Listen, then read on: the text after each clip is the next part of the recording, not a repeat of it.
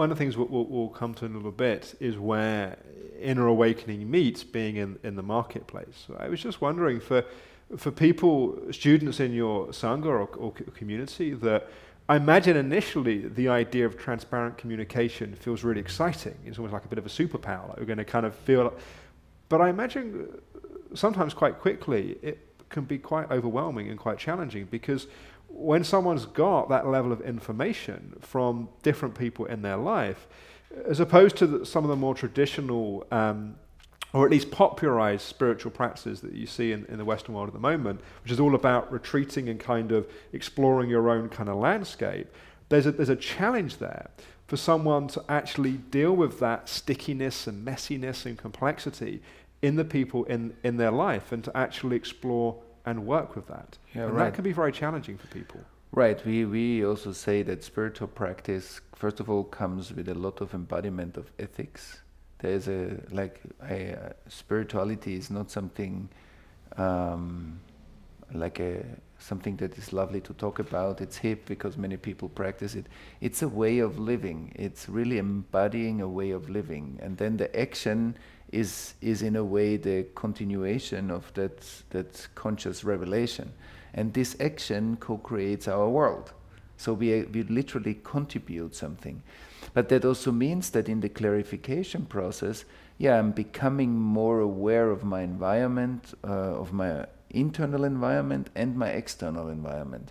So I need to do my own shadow work in order to really walk my talk, and this also grounds my higher capacity to perceive, and then it's in a balance. Some people are naturally, as a defense, hypersensitive, but without the ground, and people will feel even more and more stressed. And even in very, in spiritual communities, then you hear sentences like, I mean, it's a bit hard to live in the real world because people are so unconscious. I'm sure I know exactly what you're talking about.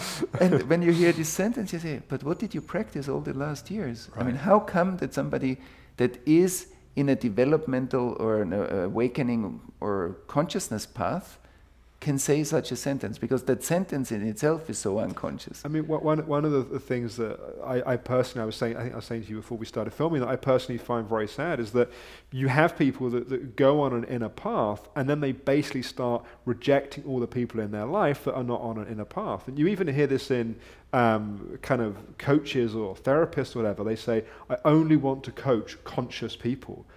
It's like, but surely even if that statement wasn't ridiculous in of itself, what the world needs is not people taking positions of conscious, unconscious, but to work where there's need.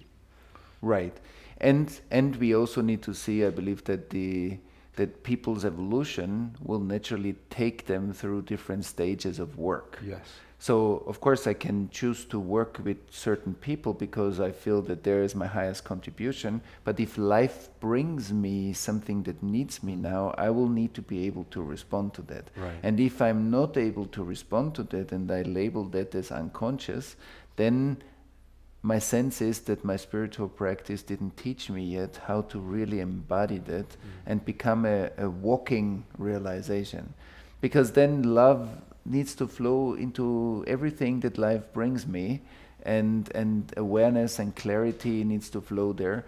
And most probably we're going to talk about this a bit later, that then spiritual practice is also about contributing to culture. It's not just a me-oriented endeavor.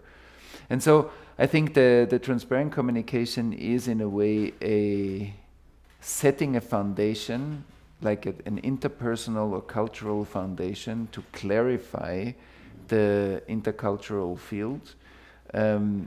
Exactly as you said, from very personal shadows up to cultural shadows, and there are the cultural shadows as belief systems or conditionings that I am in.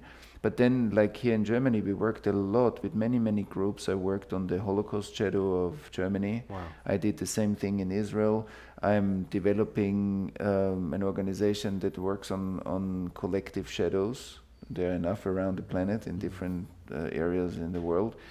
And I'm very much interested in, so we know from psychology, psychotherapy, we know you know, a lot of stuff already about individual processes, healing, therapy. So there's a lot of information there, and there are very good people that do this work. And I'm interested what do we learn here that we can apply, or what are the new things that we need to learn to work on cultural chunks of shadow. I believe a lot of the dynamics that we see in the political landscape and the social economical landscape in Europe are collective shadows that surface symptoms that are not being recognized as those symptoms. They are we still think we have an economical problem, or we still think we have a political problem.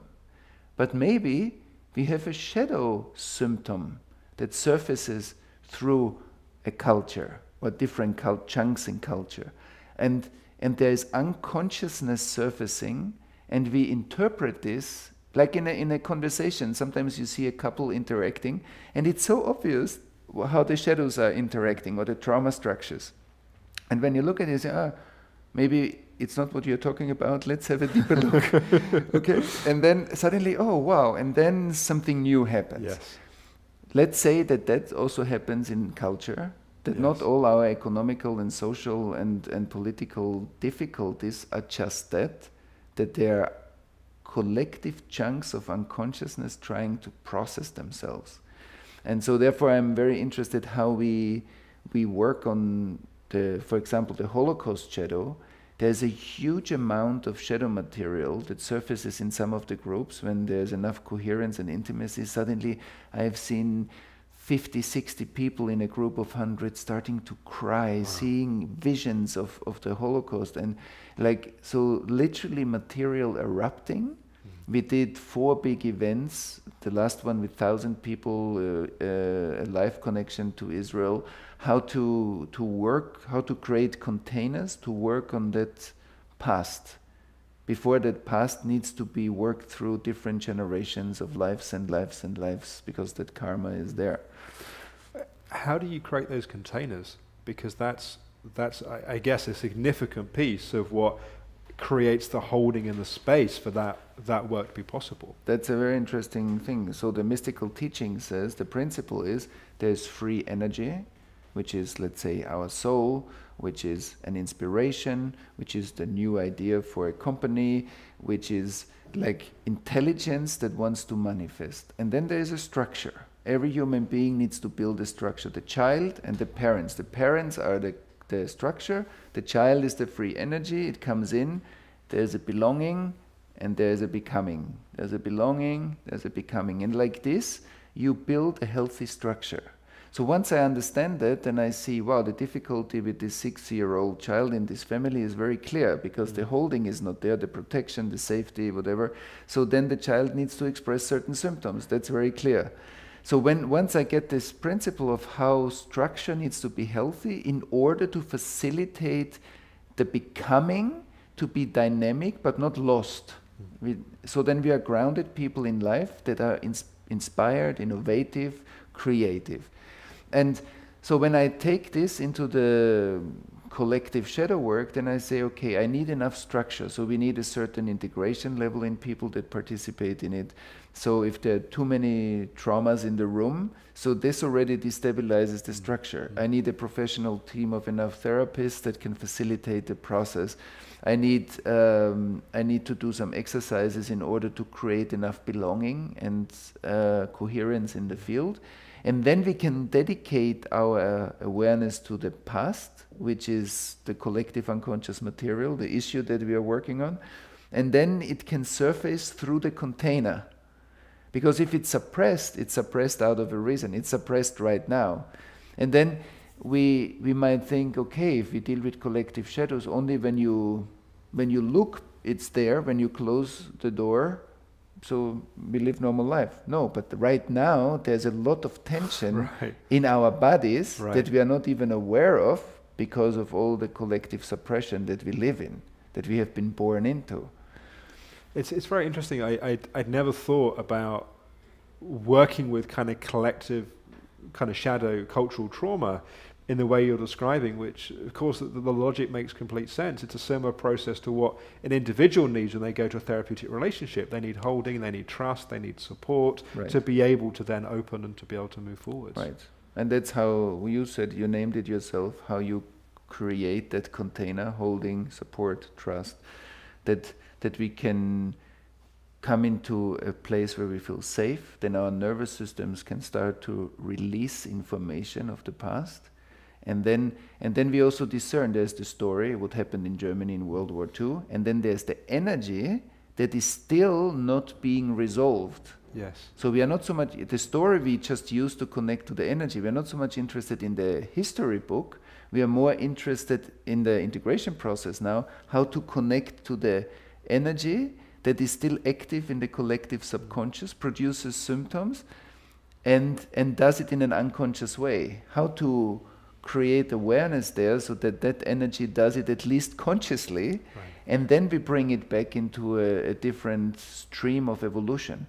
So when we work on innovation, I believe, in culture, scientific, social, whatever, technological innovation, that's one part of the evolution, but the collective shadows are breaks in the system. So here we hold a lot of energy back, here we want to go forward as humanity. Therefore we see that the innovation capacity and the integration capacity both are crucial for humanity to evolve enough into new levels in order to deal with the very important matters that we deal with today. Like our existence needs us to do that process in order to find the answers that we need to deal with global warming, with the whole topics that we have in society.